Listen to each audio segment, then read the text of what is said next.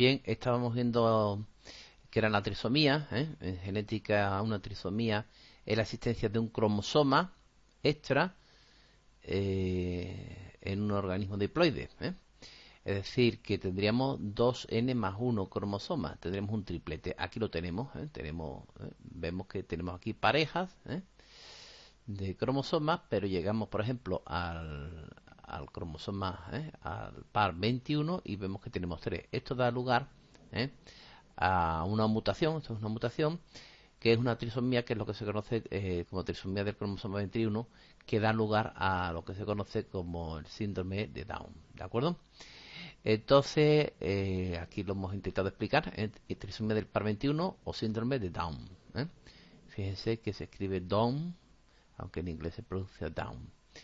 Bien, es la trisomía más común, ¿eh? Los niños que tienen esta trisomía, ¿eh? Presentan esta característica, pues marcan un retraso mental, problemas de corazón y óseo, características faciales marcadas, como son los ojos rasgados, lenguas de mayor del usual, que les provoca un lenguaje característico.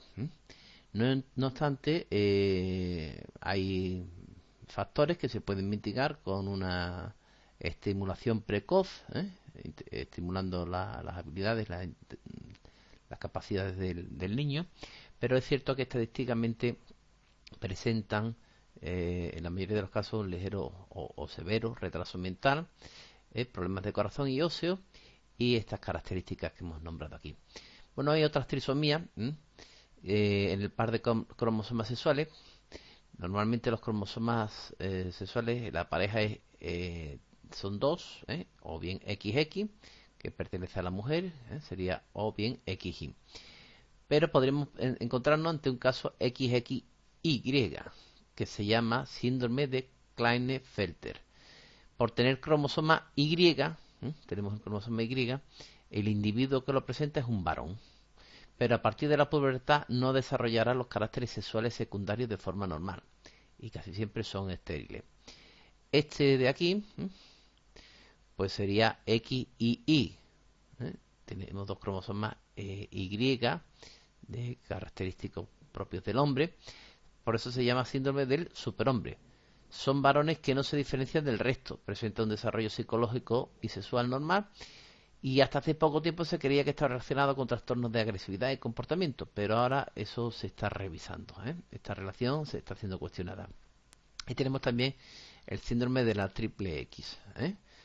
Bueno, pues por analogía con la anterior debería llamarse síndrome de la supermujer, ¿no? Pero se llama simplemente síndrome de la triple X.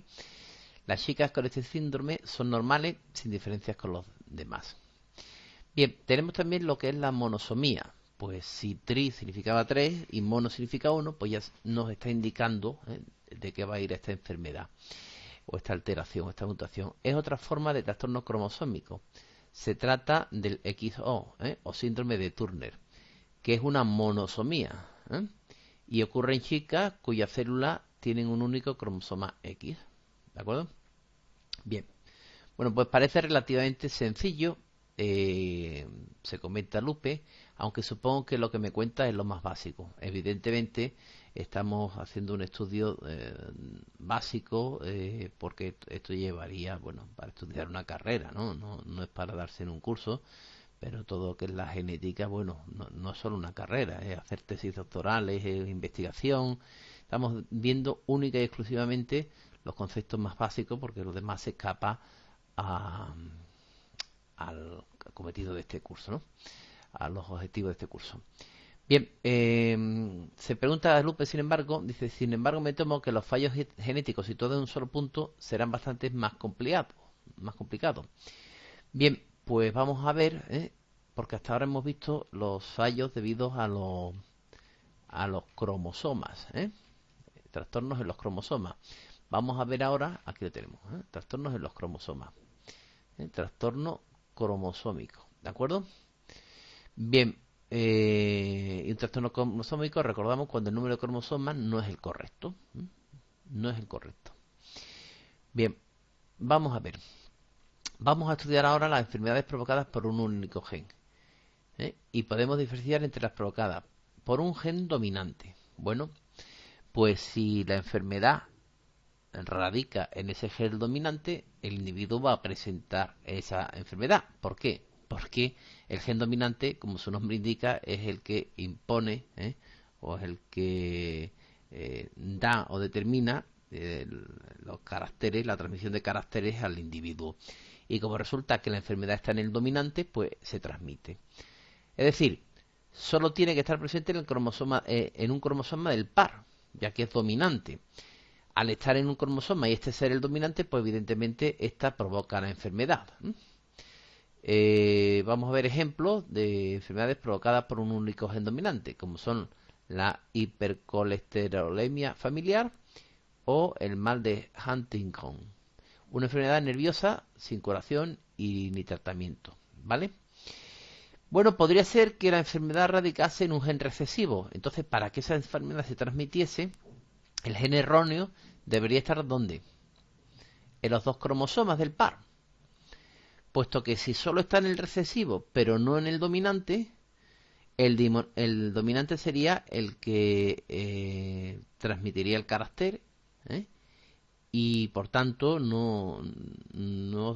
enfermo no sufriría esta enfermedad, no se exteriorizaría, no al estar en un carácter recesivo, en un gen recesivo. Por tanto, para que se manifieste la enfermedad debe estar en los dos cromosomas del par, puesto que como está, si se da en un gen recesivo, hace falta que esté en los dos. Bien, para que se exprese la enfermedad. Entre las enfermedades producidas por genes recesivos, pues se encuentran la fenilcetonuria y la fibrosis quística. Bueno, y tenemos el caso de que el gen esté presente en el cromosoma X. Si el gen está presente en el cromosoma X, el gen erróneo está presente en el cromosoma X, entonces todos los hombres por fuerza van a ser enfermos, porque el hombre tiene el XY. Entonces, evidentemente, como solo tiene un X, pues este X va a ser el portador de la mutación. Por tanto, cualquier hombre va a ser enfermo, si es que está en el cromosoma X. Es decir, todos los hombres serían enfermos. Mientras que las mujeres serían portadoras si llevan el gen en uno de sus dos cromosomas X. O enfermas si lo llevan ¿dónde? En los dos. Claro. Serían portadoras si solo lo llevan, porque no olvidemos que la mujer es XX. Entonces serían portadoras si lo llevan en uno de los X. Y serían además enfermas si lo llevan en los dos. Ya al llevarlo en los dos no hay escapatoria posible. Evidentemente serían enfermas, sufrirían la enfermedad. Bueno, en el cromosoma X están los genes cuyos errores provocan el daltonismo, por ejemplo, y la hemofilia. Ejemplos de enfermedades ligadas al cromosoma X. ¿De acuerdo? Enfermedades que se transmiten, que las mujeres no las sufren, pero sí la transmiten a los hijos. Es curioso el caso de la familia real, de los zares, el último zar de Rusia, como la madre transmitió la hemofilia a su hijo, y esto incluso luego tuvo consecuencias históricas. Tuvo consecuencias históricas porque, en fin, para la curación de su hijo, pues utilizó, recurrió a magos, hechiceros, en fin. Luego tuvo su repercusión en la historia. Yo invito al alumno a que visite internet e investigue un poco sobre el tema. Como una enfermedad, luego tuvo, no, evidentemente no fue la única causa, pero luego eso tuvo implicaciones históricas.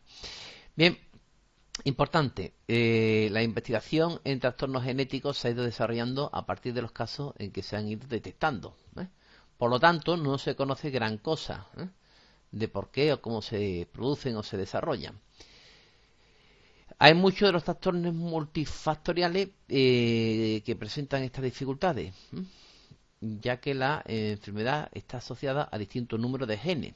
Es decir, cuando la enfermedad no está en un único gen, sino que está localizada o se debe a varios, a la interacción de varios, pues el tema se complica, ¿eh? Se complica porque ya tenemos varios factores que tener en cuenta. Entonces, además, la aparición y gravedad no es homogénea, ¿eh? En las personas que lo sufren, pues depende de muchos factores, como hemos dicho, y el estudio se complica. Bueno, entre los síndromes provocados, vamos a hacer ya, antes de empezar, vamos a citar algunos ejemplos. La espina bífida, por ejemplo, y algunas cardiopatías son trastornos genéticos multifactoriales, que dependen de muchos factores. Vamos a ver el ejercicio de autoevaluación, pero vamos a dejar un cierto tiempo para que el alumno lo vea.